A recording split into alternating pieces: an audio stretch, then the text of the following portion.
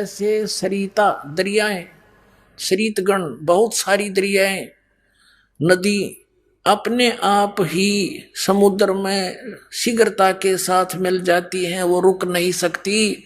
ऐसे उस सत्सुकृत पंथ में, उस श्रेष्ठ पंथ में जो दास ने चलाया है, उसमें ऐसे सारे मिलकर ऐसे समा जाएंगी जैसे सरिता दरियाएं समुद्र में जाके स्पीडते मिल जाती, उनको कोई रोक नहीं सकता। देखिएगा, कहते हैं यथा सरितगण, जैसे दरियाएं आप ही मिले सिंधु में धाए वेग के साथ, तीव्रता से, और सत्सुकृत के मध्य, सत्सुकृत माने उस अच्छे सच्चे पंथ में, मध्य तीमी माने उसी प्रकार जैसे सरितगण मिल जाएंगी।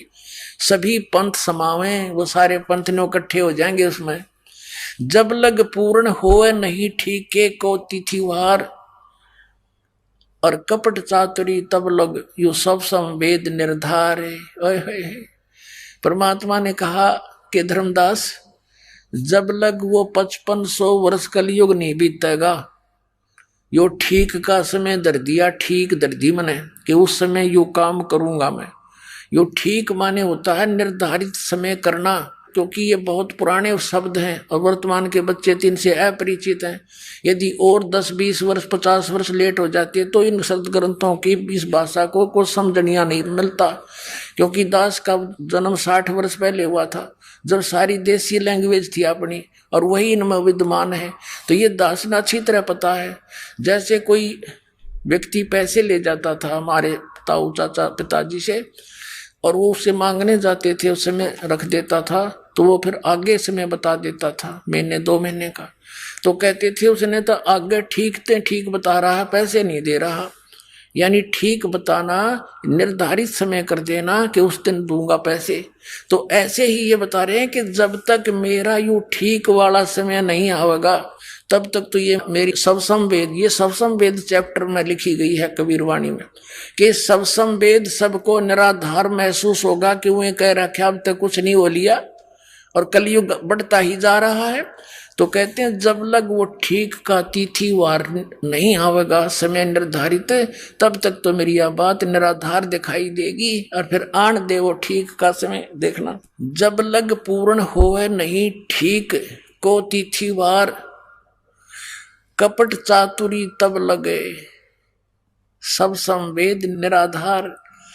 अब कहते हैं जब तक इस समय नहीं होगा, इतने मानव के अंदर कपट और चातुरी बहुत होगी।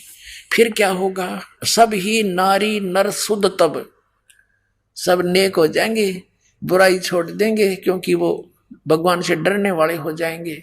सब ही नारी नर शुद्ध तब, जब ठीक का दिन आवंत, यू आवंत है अंत नहीं, मिसप्रिंट बहुत कर रखा है इन्होंने।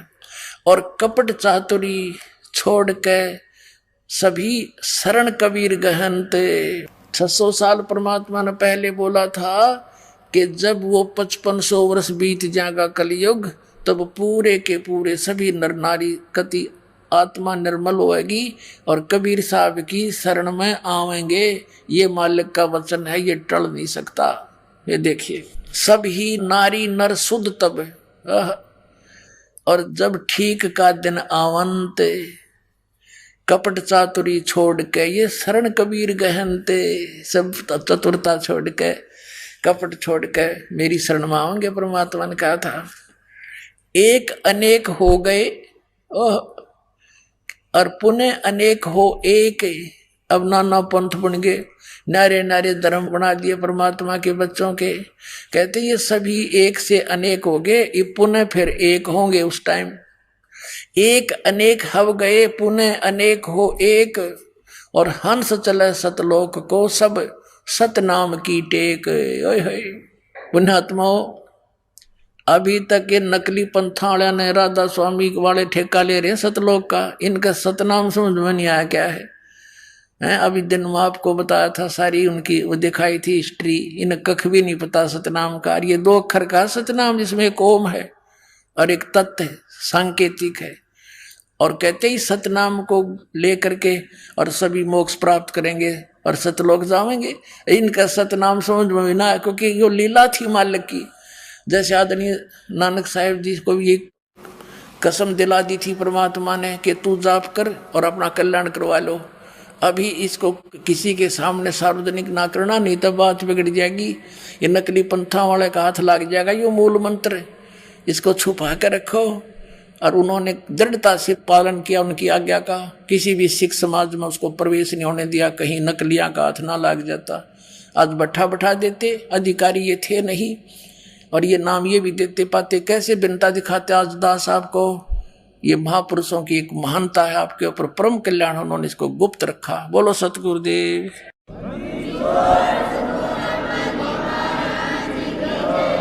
अब देखो, एक अनेक हो गए और पुनः अनेक हो एक।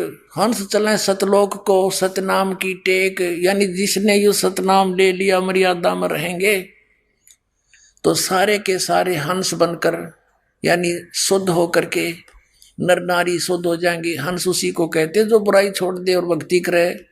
और सतनाम की टेक से सतलोक चले जाएंगे। हंस चले सतलोक सब सतनाम की टेक। घर घर बोध विचार हो दुर्मति दूर बहाए। और कलयुग में एक हो के बरते सहज सुहाए। कलयुग में सभी एक हो जाएंगे। 5500 वर्ष जब कलयुग बीत जाएगा, जब एक हो के एक हवे और सोई और बरते सहज सुभाए। सब नेक नीति से रहा करेंगे, कोई छल कपट नहीं रहेगा, कोई बुराई नहीं करेगा। घर घर बोध विचार हो दुर्मति दूर बहाए। और कलयुग में एक हो सोई बरते सहज सुभाए। पुण्यात्माओं, आप देख रहे हो बच्चे परमात्मा के इस ज्ञान गंगा पुस्तक को घर घर द्वार द्वार गांव गांव नगर नगर में बांटने जा रहे हैं। घर घर बोध विचार हो दुर्मति दूर बहाए। ये निर्मल ज्ञान परमात्मा का अब घर घर में जा रहा है। और जो भी बच्चा उपदेशी हो जाता है वो आकर यहाँ इस ज्ञान से परिचित होने के बाद यही प्रार्थना करता है कि महाराज जी, हमारे क्षेत्र में ये ज्ञान का प्रचार नहीं है, मुझे आज्ञा दो, मैं ज्ञान गंगा पुस्तक को वहाँ भी प्रचार करूँ। करो भाई, अपने भाई बहन सब अपने हैं। कहते हैं जीव हमारी जाति है, मानव धर्म हमारा, हिंदू मुस्लिम सिख ईसाई, भाई धर्म नहीं कोई न्यारा। अब ये परमात्मा कह रहे हैं सब एक होंगे। अब देखियो, घर घर बोध विचार हो। बोध माने ज्ञान, मेरी चर्चा, मेरा ज्ञान, कबीर साहब की महिमा का ज्ञान घर घर में विचार हो चलेगा इसका। और सबकी दुर्मति दूर बहाए। सबकी दुर्मति ये दूर हो जाएगी। आपस में लड़ाई, सास बहू की लड़ाई, एक एक पैसे के लिए लट्ठम लट्ठा, रिश्वतखोरी, पड़ोसी के झगड़ा, कोई दारू पी का बकवाद कर रहा है, कोई हुक्का का धुआं छोड़ रहा है, सिगरेट का, ये सब खत्म हो जाएंगे। बहुत निर्मल काम होगा। एक बार फिर से सतयुग जैसा माहौल अब कलयुग में होगा, गारंटीड बात है, ये सत्कर मान लेना। घर घर बोध विचार हो दुर्मति दूर बहाए।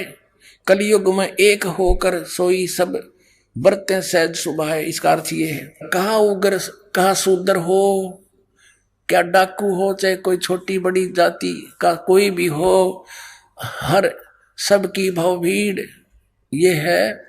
इसका अर्थ है कि सभी उस परमात्मा की भक्ति किया करेंगे। सो समान समदृष्टि है समर्थ सत कबीर, जो मेरा दास भेजा जाएगा मेरे द्वारा सबके ऊपर एक दृष्टि रखेगा, समान व्यवहार करेगा, और वो समर्थ सत कबीर ही होगा, यानी मेरा ही कृपा पात्र होगा। मम संत मुझे जान मेरा ही स्वरूपम।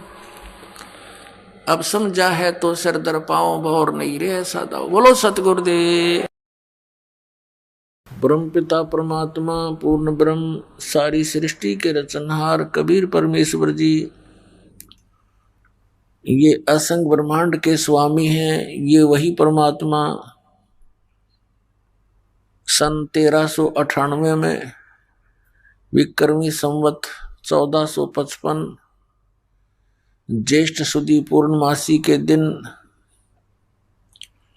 अपने सतलोक से, अमरलोक से, सचखंड से सहशरीर आए थे। काशी शहर के बाहर बने एक लहर तारा नामक तालाब के अंदर कमल के फूल के ऊपर एक नवजात शिशु का रूप धारण करके ये भगवान विराजमान हुए थे। वहां से नीरू नीमा नाम के पति पत्नी थे, वो निसंतान थे, परमात्मा को गॉड गिफ्ट जान के अपने साथ उठा ले गए। जुलाहे के घर परमात्मा बड़े हुए। लीला में शरीर से जब 5 वर्ष के हो गए, बड़े बड़े विद्वानों के छक्के छुड़ान लग गए, क्योंकि परमात्मा का यहाँ आने का उद्देश्य एक ही होता है कि जिस वस्तु को हम भूल गए हैं उसको याद दिलाने आते हैं। जिस साधना से हम विचलित हो चुके होते हैं वो यथार्थ साधना हमें बताने के लिए आते हैं, और उसी परमात्मा की महिमा ये चारों वेद कहते हैं, सुनाते हैं। इनमें वर्णित जो विवरण है वो कबीर परमेश्वर की महिमा का वर्णन है। जैसा कि आप जी को कल रात्रि के सत्संग में सुनाया और दिखाए थे पवित्र वेद कि ये परमात्मा क्या लीला करता है, वो वेदों में लिखा हुआ है कि वो परमेश्वर ऊपर तीसरे मुक्ति धाम में रहता है, सतलोक में, सचखंड में, और उससे ऊपर के लोकों में ये स्वयं विराजमान है। वहां से गति करके प्रस्थान करके आता है, सशरीर आता है, यहाँ अच्छी आत्माओं को मिलता है, उनको फिर ज्ञान देता है, उपदेश देता है, तत्व ज्ञान समझाता है। वो अच्छी आत्माएं, वो दृढ़ भक्त होते हैं, वो परमात्मा के एक आज्ञा का पालन करते हैं, अपना भी जीवन सफल करते हैं, और हमारे जैसे भोली आत्माओं के लिए भी वो एक एफिडेविट बनाकर चले जाते हैं अपनी अमृतवाणी का, जिसके आधार से आज हमें भगवान को पहचानना बहुत आसान हो गया। पुण्यात्माओं, परमात्मा कितने दयालु हैं। आप बालक हो, बालक का स्वभाव होता है, माता पिता कितना प्यार देते हैं, सीने से लगाए फिरते हैं, और बच्चे को कोई जरा सा भी छोटा सा खिलौना लेकर ऐसे ऐसे कर दे, माता पिता को त्याग कर उसकी तरफ दौड़ लेते हैं, और वो जो उसको थोड़ी सी देर के लिए ललचा रहा है वो उसको आजीवन वो सुख नहीं दे सकता जो माता पिता दे सकते हैं। इसी प्रकार हम अपने परमात्मा को त्याग कर, अपने भगवान को भूलकर इस काल के साथ हम लग गए। तब तो ये हमें अच्छा लगता था, क्योंकि दूर के ढोल सुहाने होते हैं। जब हम इसके संपर्क में आए तो इसने वो जलालत की आज आपके समक्ष है। किसी को गधा बना दिया, किसी को कुत्ता बना दिया, कोई सूर बना दिया, किसी का बेटा मर गया, किसी की बेटी मर गई, और किसी की स्वयं को, किसी को कष्ट कोड या मानसिक परेशानी सदा बनी रहती है। अब भी यही स्थिति है, क्योंकि परमात्मा जब आए 600 वर्ष पूर्व हमें याद दिलाने आए, क्योंकि इस काल भगवान ने हमारे को बेसुध कर रखा है, हमारी वो बुद्धि छीन ली, समाप्त कर दी, दबा दी इसने कि परमात्मा कोई और है। वो ज्ञान नाश कर दिया जिसमें पूर्ण परमात्मा की विशेष जानकारी थी, जिसको सूक्ष्म वेद बोलते हैं, और जिस कारण से हम यही भटकते रहते हैं। वो परमात्मा दयालु हमें फिर से याद दिलाने के लिए आते हैं। पुण्यात्माओं, इतना अज्ञान ग्रहण कर लिया हमने, जहां भी हम जाते हैं एक जैसी दंत कथा सुनाने वाले ये संत मंडलेश्वर मिलते हैं, ये महंत मिलते हैं, जिनको कख का पता नहीं, अध्यात्म मार्ग का, और हम इनको परम संत मान के, महाविद्वान मान करके हम इनकी प्रत्येक बात को बगैर किसी ऑब्जेक्शन के हमने स्वीकार किया। अब पुण्यात्माओं, अब तक तो हम अक्षर ज्ञानहीन थे, हमारे पूर्वज शिक्षित नहीं थे, और जिस कारण से हम यही भटक रहे हैं, परमात्मा ने ये शिक्षा इसलिए प्रदान की है कि आप भगवान को पहचान सकें और सदग्रंथों में जो लिखी परमात्मा की महिमा है उसको जानकर दृढ़ निश्चय कर सके कि सचमुच हम जो कर रहे हैं ये सही है और भगवान कबीर है, परमेश्वर कबीर जी ही अल्लाह हैं, गॉड हैं, रब हैं। वो वास्तव में यही परमात्मा है, सर्व सृष्टि रचनहार, और यही मोक्ष देते हैं। यही हमारे पाप कर्मों का नाश करके इस जीवन में भी हमें सुख प्रदान कर सकते हैं।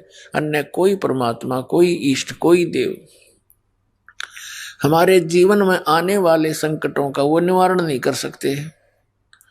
उदाहरण के तौर पर जैसे हम श्री कृष्ण जी की महिमा सुना करते थे कि उन्होंने सुदामा जी का महल बना दिया, फिर हम सुना करते थे कि श्री कृष्ण जी ने मोर ध्वज राजा के पुत्र ताम्र ध्वज को आरे से चिरवा कर, जिसकी डेथ हो गई थी, 2 भाग हो गए थे,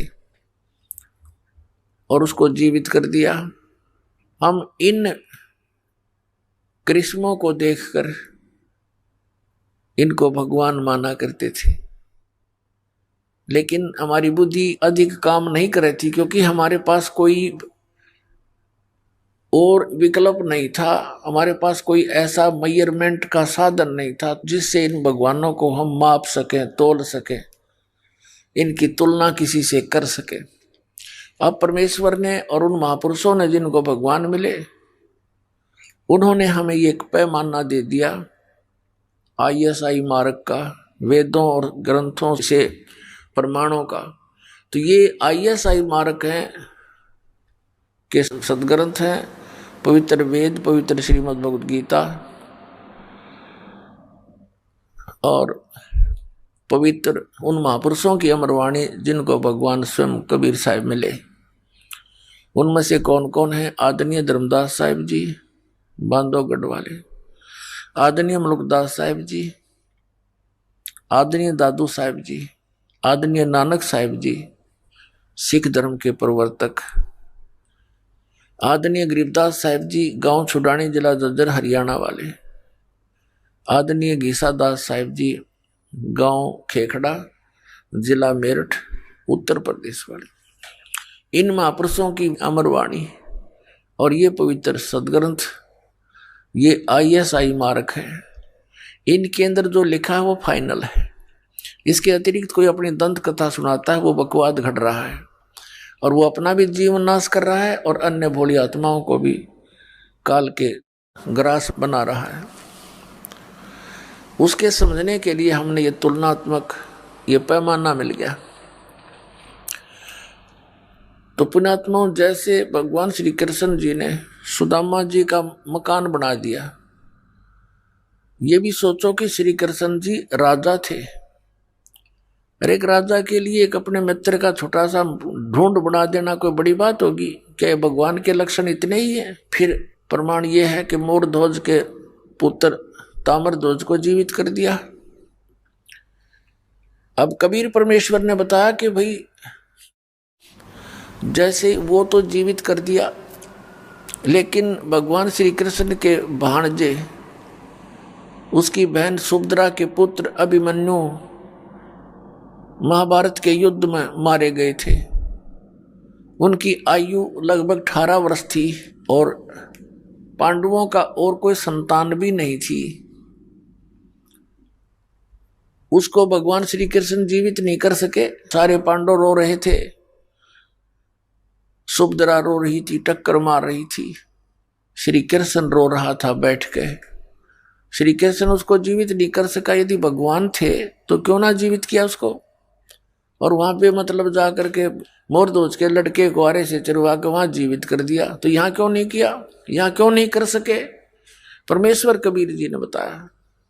उसी ज्ञान के आधार से ये दास बताओगा कि मोर ध्वज के पुत्र ताम्र ध्वज की आयु शेष थी, जिस कारण से श्री कृष्ण जी ने उसको जीवित कर दिया। लेकिन अभिमन्यु की आयु शेष नहीं थी, उसका इतना ही प्रारब्ध था, इसलिए भगवान श्री कृष्ण उन्हें जीवित नहीं कर सके। और कबीर परमेश्वर जी जो चावे सो कर दे सतगुरु, जो चावे सो कर ही 14 कोट दूत जम डर ही ऊत भूत जमत्रास निवारे और चित्रगुप्त के कागज पाड़े।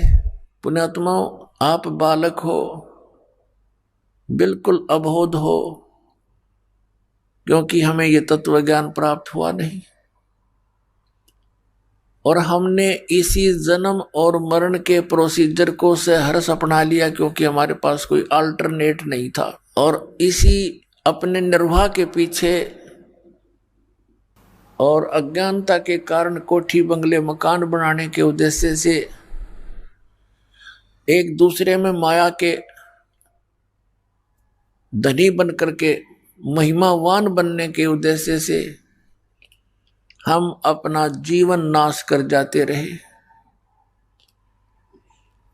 पुण्यात्माओं, ये कोई जीवन है? यहाँ पर सुबह उठे, खाना खाया, फिर पेट के ही लिए, यानी इस शरीर को सुरक्षित रखने के लिए, जीवित रखने के लिए इसी में डालो, इसी से काम लो, इसी में डालो, इसी से काम लो। सामने सो, सुबह उठो, सुबह उठते फिर लग जाओ, फिर पड़ जाओ, फिर उठ जाओ, फिर पड़ जाओ, और पता नहीं किस टाइम जीव की अचानक मृत्यु हो जाए। और जिस संपत्ति के जोड़न में सारा जीवन नाश कर दिया, वो तेरे साथ चला रही। ये मूर्ख बना रखा अपने को।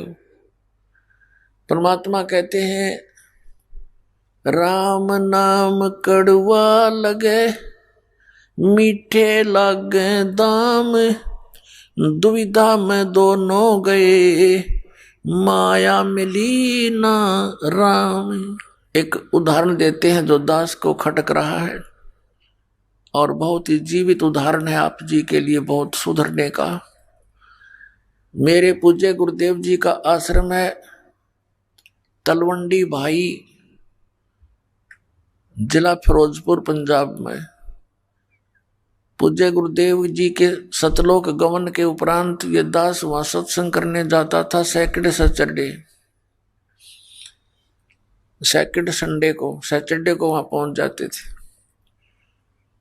तो वहां के जो भक्त थे, गुरुदेव के जो शिष्य थे, उनका कोई रिश्तेदार वहां कोई वृद्धा गुजर गई थी, बुढ़िया की मृत्यु हो गई थी।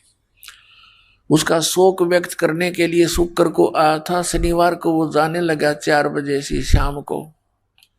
उन्होंने कहा कि आप जी आज रुक जाओ। सह परिवार था वो, 4 सदस्य थे घर, वो पति पत्नी, एक बेटा और एक बेटी।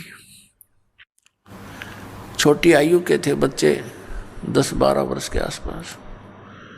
उनसे कहा कि आप आज रुको रात्रि में और सुबह सत्संग सुन के जाना। संडे को सत्संग होगा, रविवार को।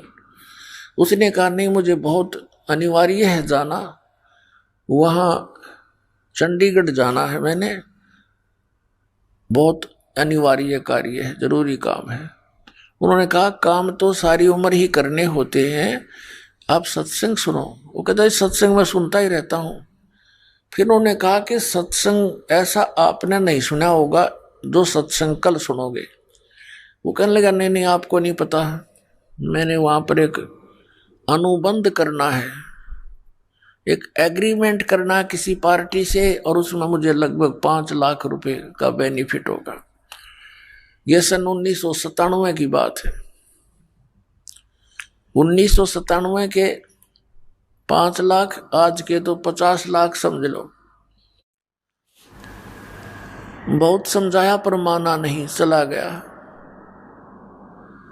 अंबाला के पास एक बजरी का भरा हुआ ट्रक खड़ा था, बजरी का भरा हुआ। वो किसी कारण से उसके डिफेक्ट हो गया था और उसको जैक लगा रखा था, पिछले व्हील निकाल रखे थे, जैक पर खड़ा था। और उसने तो उसमें वो 5 लाख दिखाई दे थे, कुछ ना दिखा आगे पाछे। और वो मारुति कार में 4 सदस्य थे, वह पूरी स्पीड से गाड़ी और ट्रक के नीचे घुस गई। वो ट्रक पड़ गया, लगते पहले तो सब मर लिए होंगे झटके में, और पूरे के पूरे गाड़ी समेत वहां दब गए उस ट्रक के नीचे और चारों मर गए। अब चाट ले उन 5 लाख के बेनिफिट ने सिर पर धर के नाच ले। भगवान बताते हैं राम नाम कड़ुआ लागे मीठे लागे दाम, और दुविधा में दोनों गए माया मिली ना राम। पुणात्मा परमात्मा से डर कर जो प्राणी चलेगा, यदि वो नालायक आदमी रुक जाता रात को, उसकी वह बला टल जाती, भगवान का सत्संग सुनने को मिलता और कभी प्रेरणा भी हो जाती नाम से जुड़ने की। क्योंकि सत्संग में आने से हमारे अंतःकरण के मैल नाश होते हैं, हमारे ऊपर पाप चढ़े हुए होते हैं, जिस कारण से परमात्मा में अरुचि बन जाती है। तुलसी पिछले पाप से हरि चर्चा ना भावे, जैसे जबर के बेगते भूख विदा हो जावे। जैसे मलेरिया जबर के व्यक्ति को भूख नहीं लगती, कुछ खाने की चेष्टा करता है, रोटी आहार प्रतिदिन खाने वाला पदार्थ भी कड़वा महसूस होता है, उसको देखने की भी रुचि नहीं बनती। काजू सेब संतरे भी उसको अस्वादिष्ट लगते हैं। पुण्यात्माओं, न काजू कड़वे हैं, न मनुखा दाख कड़वी है, ना वो आहार रोटी कड़वी है। उसके शरीर की व्यवस्था बुखार ने खराब कर दी। उस जवर के प्रभाव से उस व्यक्ति को वो स्वादिष्ट वस्तु भी कड़वी महसूस हो रही है। अब उसका ट्रीटमेंट क्या है कि कड़वी कुनीन ही खानी पड़ेगी, ना चाहते हुए फांकी मारनी पड़ेगी उन कड़वी गोलियों की, और फिर वो जवर कम होगा।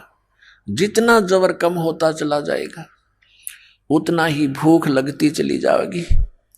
और पुण्यात्मा, एक दिन उसको इतनी भूख लगती है जब वो स्वस्थ हो जाता है, लुखी सूखी रोटी भी सब्जी भी ना हो कहता घर वालों को दे दे जैसी है, और खा जाता 3-4 रोटी बगैर किसी सब्जी आदि के स्वाद बनाए बिना ही खा जाता है, इतनी भूख लगती है। पहले उसको एक ग्रास भी मुख की तरफ करना दूभर हो गया था।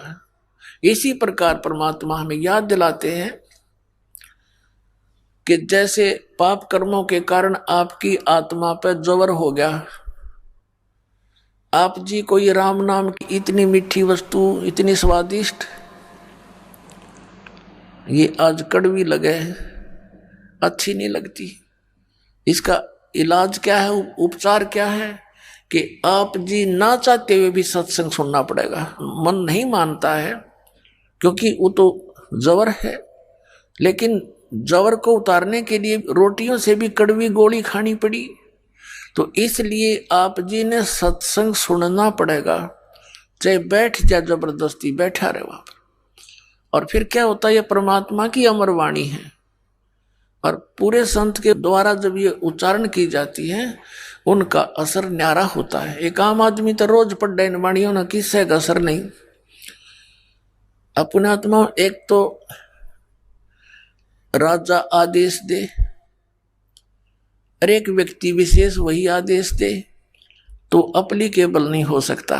एक समय एक रानी ने गुरु धारण कर रखा था,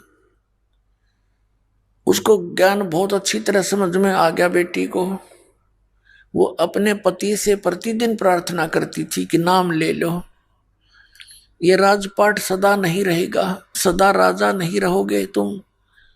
वो कहता था तू लेरी नाम है, मैं के न्यारा लूंगा, आप बिलेरी, बस घर में एक बहुत है। संत से सुने हुए ज्ञान से वो कहा करती थी, देखो जी मैं खाना खाती हूं तो मेरा पेट भरेगा, आप खाओगे तो आपका भरेगा, तो आपने भी भक्ति करनी चाहिए। वो कहता फिर मैं लेता हूं, सुबह उठकर राम राम करता हूं और ओम जय जगदीश हरे की आरती गाता हूं। तो उसने बताया जी ऐसे काम नहीं बनेगा।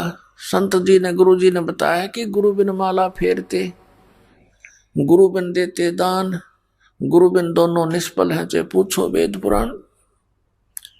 राजा ने सोचा यार रोज कान खावे मेरे, इसके गुरुजी से ही डिस्कस करके आता हूं मैं एक दिन, और उससे पूछता हूं कि क्यों दुनिया को मूर्ख बना रहे हो तुम, इनको बहका रहे हो अपने पैसे ऐंठने के लिए। भगवान ने की तब बैठ कर बजले, घर पे भी तो भज सकते हैं, गुरु की आवश्यकता। इस उद्देश्य से उसने कहा अपनी पत्नी से, ठीक है मैं एक दिन तेरे गुरु जी से मिलना चाहता हूं। रानी की खुशी का ठिकाना नहीं रहा कि एक बार यूं चला गया तो इसके 16 दिन आ जाएंगे, सुदन आ जाएंगे। राजा ने कहा मैं परसों चलूंगा। रानी ने अपने गुरुदेव से बताया।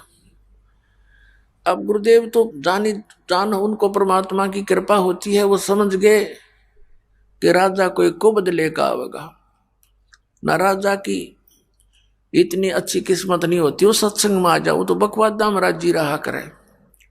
क्यों उस समय उसका आगे पाछे 50-60 आदमी सलूट मारनी है, जी सर करनी है, उसने भगवान की आवश्यकता कति नहीं होती, वो तो ज्ञान से पता लगता है। राजा आया और अच्छा आसन दे दिया गया राजा को। तो संत जी ने कहा कि आओ राजन, कैसे आगमन हुआ। राजा तो जिस उद्देश्य से गया था सीधा ही बोला कि आप क्यों इन भोले बालों को मूर्ख बना रहे हो,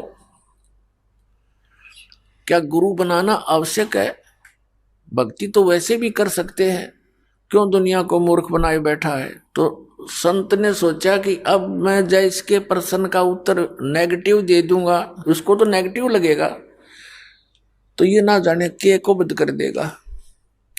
उसने कहा राजन अब तो मेरा भजन का समय हो गया है, मैं कभी आपके घर आऊंगा और आराम से बैठ कर डिस्कस करेंगे।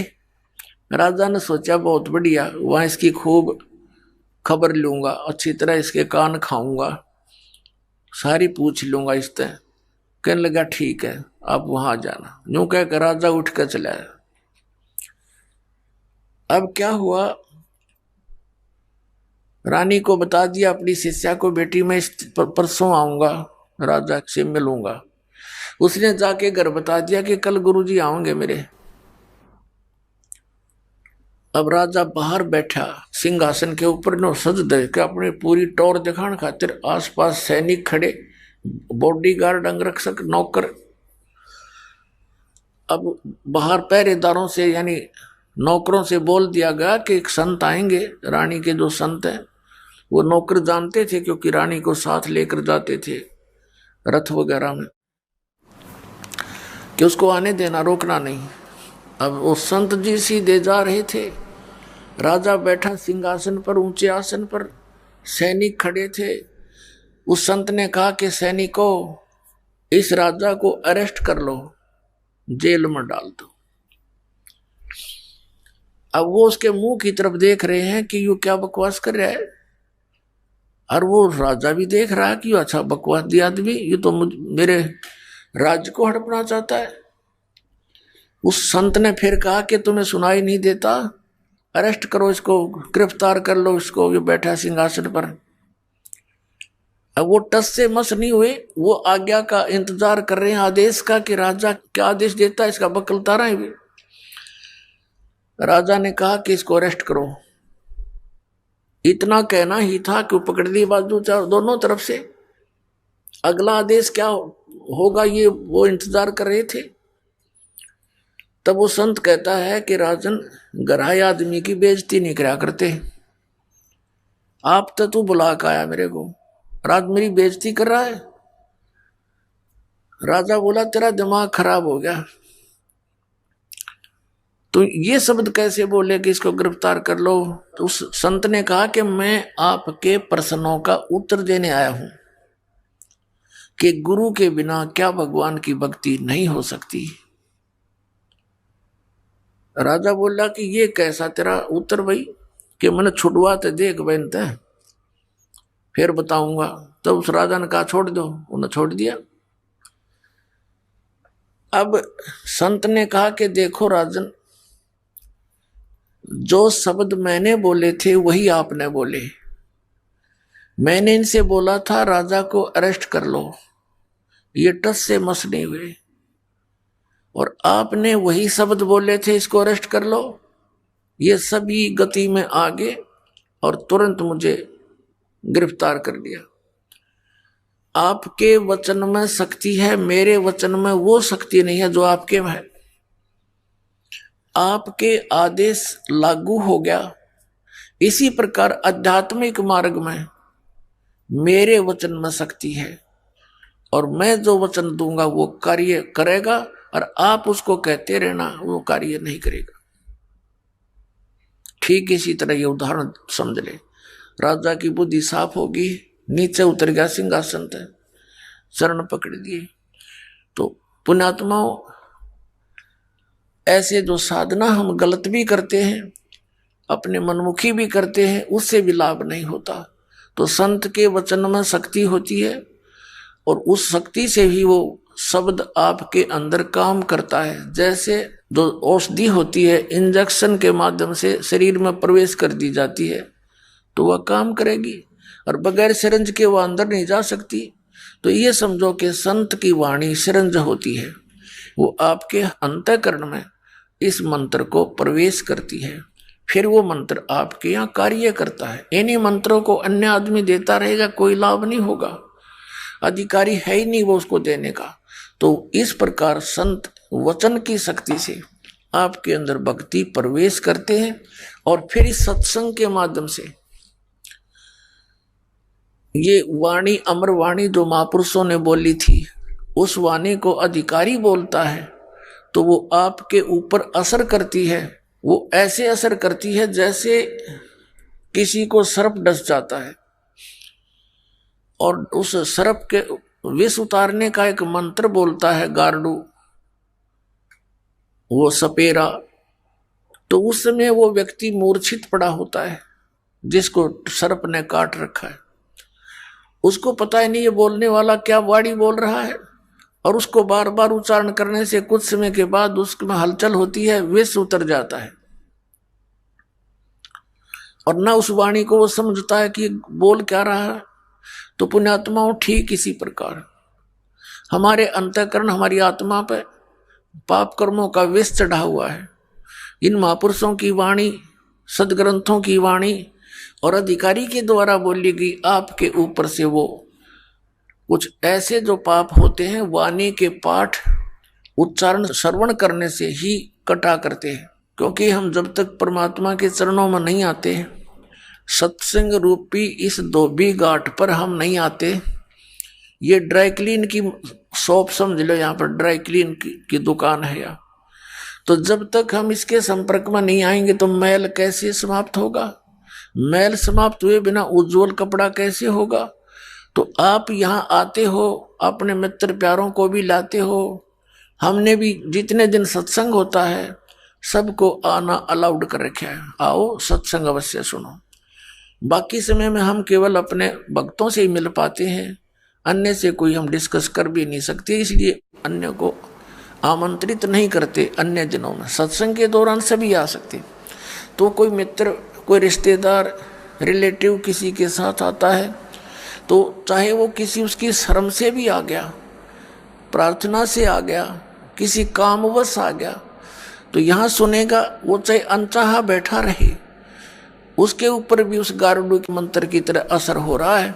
और एक दिन ऐसा आएगा कि उसको भूख लगेगी उस परमात्मा की वाणी की, और फिर वो ऐसा आएगा कि लोग नोकेंगे इसका भी पता नहीं कि मंत्र मार दिया। जब तक हम सत्संग में नहीं आते हम गोबर के भूंड हैं। आपने देखा होगा काले काले भूंड होते हैं, मोटे मोटे, इसे मोटे मोटे। खेतों में पशु गोबर कर देते थे,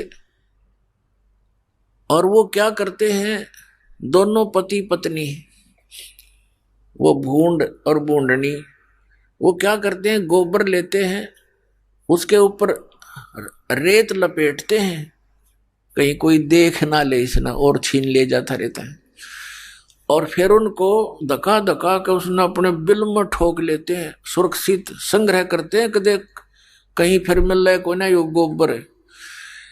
और जब उसको लेकर चलते हैं, उस गोली के ऊपर का कदे ऊपर पड़े कदे तले पड़े, और उसको ढोते ढोते मनमाने किसी पशु के पैर के नीचे आके उनका दोनों का कसूमर निकल जाता है।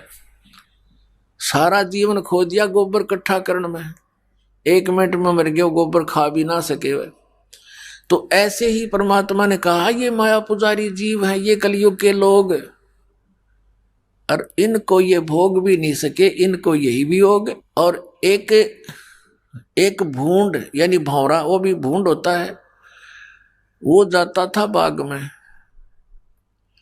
उसने देखा कि ये दोनों मेरे सजाती मित्र पति पत्नी सारा दिन ये इस काम में लगे रहते हैं, सारा जीवन व्यर्थ कर देते हैं, और ये गोबर धरा धरा रह जाता है, ये मर जाते हैं। उनसे समझाने की चेष्टा की कि भाई मेरे साथ बाग में चला करो, वहाँ बड़े आनंद है, अच्छा आहार है, बड़े फल लगे हैं, सुगंधित फूल हैं। अब वो क्या कहते दोनों कि भाई तू हमारा टाइम वेस्ट मत करा करे, हमने काम बहुत से, तू है ठाली आदमी, बेला आदमी, तेने काम कोई है नहीं, बाग में धक्के खान जाओ, ना सो जा हमारा, जब बाग में जाएंगे तो ये गोबर कौन ढोएगा, कौन इकट्ठा करेगा। अब वो चला गया कि ये तो भाई नाराज हो गए। कुछ दिन के बाद फिर हिम्मत सी करके उनसे फिर चर्चा की। उस दिन उन्होंने कुछ थोड़ी देर ज्यादा समय तक सुनने की चेष्टा की, फिर भी लास्ट में ये कह दिया भी नहीं, हमें टाइम नहीं है, फुर्सत नहीं। अपने आत्माओं, एक भगत सत्संग में आया करता, सत्संग ले रखा था, और उसका मित्र था खास, उसने वो सत्संग ग्रहण नहीं किया, भगवान की भक्ति नहीं करता था। तो उसके पास जाता था मित्र, आप नाम लो, भगवान की भक्ति करो, चलो मेरे साथ सत्संग में। तो वो भी ये कहता था कि भाई मेरे पास टाइम नहीं, छोटे छोटे बच्चे हैं, तेरा तो दिमाग खराब हो गया, तूने तो अपना नाश करना है, तीसरे दिन भाग जा सत्संग में। कोई बात हुई? फिर वो मित्र फिर कुछ देर बाद जाता, क्योंकि उसको पता था कि वो गोबर ढो रहा है उन बूंदों की तरह, और वो कहता भाई फुर्सत नहीं, और बात बता, तो इसने छोड़ टॉपिक ने। एक दिन उसकी मृत्यु होगी, छोटे छोटे बच्चे थे, कटकी टिकट, ये कौन सा पटा लिखवा रखा, मराए को नहीं 100 साल तक। अब सभी उठाकर ले जा रहे हैं, कोई लकड़ी ले जा रहा है, कोई पीछे पीछे जा रहा है, बोल रहे हैं राम नाम सत्य है, सत्य बोलो गत है।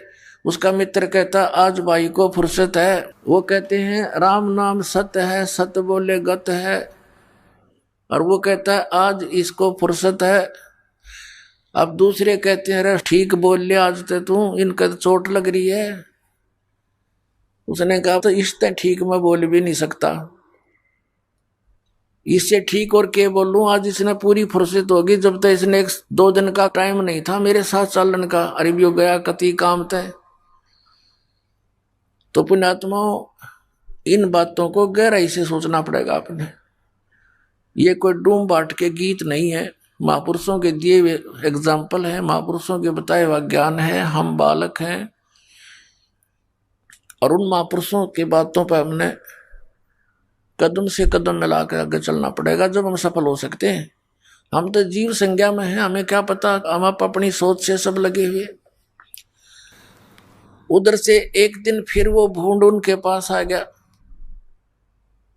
अब वो दोनों छोड़ के उस गोली ने, वो गोबर की ने बैठ गए। वो कहने लगे भाई एक बात बता, आप यहाँ आते हो ना, चर्चा करते हो बाग की, तो हमें आनंद बहुत आता है, आपके अंदर से महक आने लगी हमें। अब एक दिन उस बूंद ने हिम्मत सी करी कि भाई मेरे दो टाइम तो है थोड़ा, पर एक दिन चलूंगा तेरे साथ। तो उस बावरे ने कहा भी तेरा आके मैं गोबर इकट्ठा करवा दूंगा, तेरी मदद करा दूंगा, जो यू कम रह गया था, तो चल पड़े मेरे साथ। इस बात से वो प्रसन्न हो गया बूंद, अगले भाई काम तो यू करवाई देगा मेरा आके ने, चल मैं चलता हूँ। चल पड़ा। अब जाके देखा वहां पर महक फूलों की। अब कभी तो उस फूल पर बैठे, कभी उस फूल पर बैठे, अरे एक फूल पर ऐसा बैठा उठे को नहीं, और रात्रि में फिर शाम के समय वो फूल बंद हो गया, अंदर रुक गया वो। अब भौरे ने पता था उसको कि सुबह पाओगा, यहीं पर बैठा, सुबह फूल खुलेगा। तो वो सुबह गया भौरा, तो क्या देखा उसने कि वो फूल के ऊपर बैठा, वो फूल तोड़ लिया किसी ने, फूल बेचने वाले ने, और वो ले लिया किसी पूजा पाठ करनी ने, वो उसने मंदिर में चढ़ा दिया। मंदिर तो फिर पानी में विसर्जन कर देते हैं, जल में पूजा किए हुए फूलों को, वो फिर दरिया में गिर दिया, गंगा में। अनोखानो फूल बहता हुआ जा रहा है, धूप लगने से वो खिल गया। फूल खिला तो भौरे को पता था कि वो कहाँ कहाँ जा सकते हैं। उन फूलों को देखता देखता वहां पहुंच गया दरिया के ऊपर। वो बूंद बैठा उसका ऊपर। न बोला रहा उठ ले तो, न बोला बस बोला मत जी सा रहा है।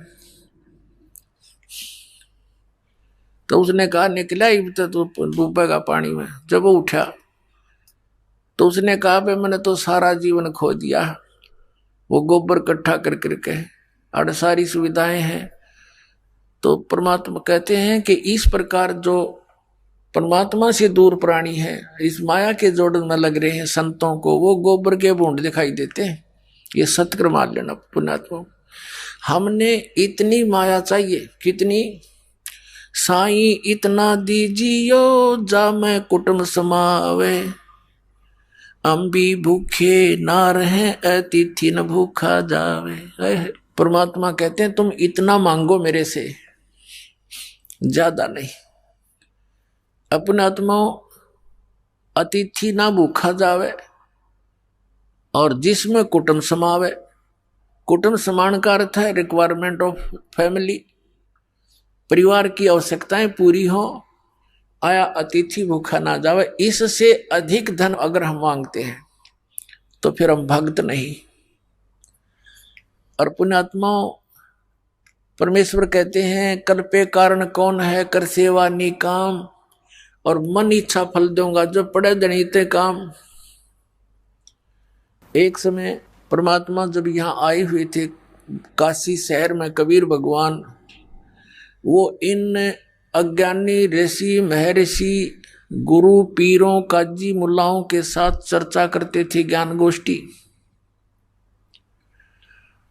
और उनके पास कोई जवाब नहीं होता था। वो सारे चिंगर जाया करते, फड़क जाते और कहते ये कबीर झूठा है, कपटी है। उन्होंने बहुत कोशिश की, बहुत तरह उनको यातनाएं दी, मारने की चेष्टा की। परमात्मा को मारने के लिए भेजे एक शेख तकी नाम के पीर ने गुंडे भेज दिए तलवार लेकर। परमात्मा अपनी झोपड़ी में सो रहे थे, साथ में शेख तकी भी था। शेख तकी ने कहा इसको टुकड़े टुकड़े कर दो।